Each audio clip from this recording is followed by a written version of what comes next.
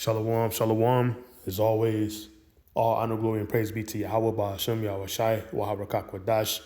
Shalom to the Israel of God, that being the hopeful elect of the Israelite nation, namely started with the elder apostles over the great millstone church, on down to all the men who are out teaching the same doctrine, living according to the same doctrine that they are, and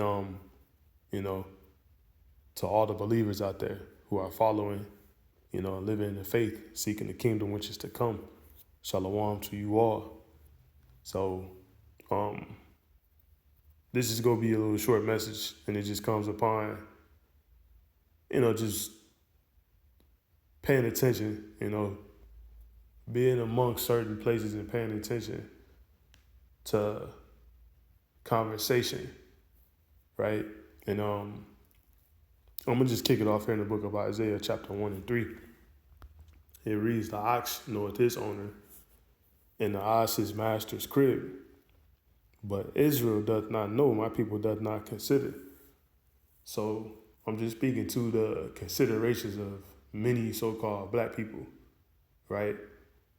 Black people who are truly, in fact, the Israelites, according to the scriptures, according to understanding the scriptures, right? So-called black people, which includes so-called Negroes, Latinos, and Native American Indian people scattered amongst the earth, were the Israelites, were God's chosen people, but due to our lack of consideration, right, the lack of understanding, the lack of care for knowledge, we remain. Moreover, speaking about the 2/3, the jakes who are still in the world, and ultimately those who won't come out of the world, even upon hearing, listening, and receiving, certain information, right? There, a lot of them are there and don't ever come to the position of truly being, roused up, because they're not ultimately around enough Edomites, and Edomites being so-called white people, right? They're the people who the earth has been given into the hands of when you're considering the leader of them, right? Which would be, the small hat people, the fake Jews, the ones who are ultimately taking our identity and promoting it amongst the world as if they're truly, that. Therefore, the establishment of the Israel state, in our land. These people, just carrying on as if they are the people, but they're not. And then with all of that, it's a culmination of them staying in control and staying in power due to the many minds that they have, falsely misled with information. So, again, Isaiah 1 and 3, "The ox knoweth his owner, and the ass his master's crib. But Israel doth not know, my people doth not consider." They don't consider how far ahead these people have gotten over us. Again, a major part of that would be the fact that most Jakes, they've never truly been around Edomites. So-called black people don't truly understand the advantages and the estate that these people actually live in. It's through the spirit and watching got a video playing in the background, and it's two Edomites canoeing, and the mountains are like their backdrop, or just out fishing, in some clear water in a beautiful space. And a lot of times when you see these things, this be these people's, if you will, their property, their land, things they so-called own. We know they sold it, we know they took it, but these are things they're able to take hold of, ownership. having a cabin in the woods that they go to, every summer. They just own this land, they own this property, they own this cabin that's in the middle of nowhere. They would go on vacations overseas and experience, just the different, places and, if you will, cultures and stuff of the world. And I'm just saying that from if you will, carnal perspective, just because, that's how you got to speak to a 2/3 person. They're not realizing that the average Edomite are able to experience many of these things I'm saying, because I'm at the grocery store hearing these conversations. It's not like those are elites, these, 20-year-old kids, speaking about how they about to, go build a canoe, go to, they got a workshop on their property. They got a few acres they live on. And many Jakes, they just don't consider how far the so-called white man is up. And that's why they not really,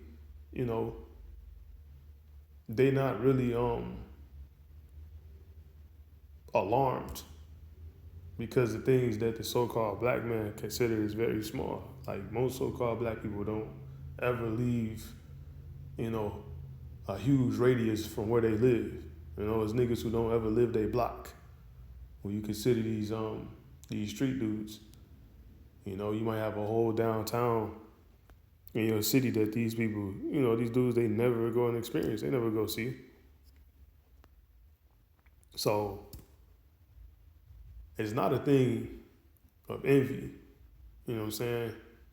Because, honestly, through the spirit and understanding the scriptures and knowing that the Lord has set us up like this, that's the comfort that, those of us who have come into this truth, and are walking accordingly, we understand, we get. We know this has been a setup, and we know that we are in a state of enduring and going through tribulation, and we're in a position to be, students to learn, so we can be in a position of rulership, which starts first and foremost, in our spirits, us being reborn, us being sane washed, because we've been brainwashed by the world. We've been brainwashed by the so-called white man through his school systems, through his leadership, through the TVs and programs that he have. All of these things have been set forth in front of us to destroy us, to keep us low, to keep us out of their business, if you will. But again, they have all these things, and ultimately we know this earth is ours. So it's not like we truly want their world. We want their world to end. And at the very least, again, back to the 2/3, they should at least very much so see that these people are an issue, because they have things that you just don't have, things that you can't even consider, haven't even considered. How many so-called black people got acres and lands and, boats and vacation spots, on a real level, not just because everybody went on a little, get a plane ticket, go to Florida and go on a cruise or something. These people have, it's crazy, just the consideration. So I'm going to continue in these scriptures. This is on Psalm chapter 73. I'm going to start at 1. It says, a psalm of Asaph. It says, truly, Yahweh Ba'ashem Yahushai is good to Israel. And we know that the Lord is good to Israel, regardless of where Israel may think, There's a lot of so-called black people who, don't think the Lord truly love them. You can read about that in the book of Malachi. That's why a lot of so-called black people don't truly believe in the Lord, because of our low estate. But they don't realize and understand that we put ourselves in this position. It's our very own fault that we this low.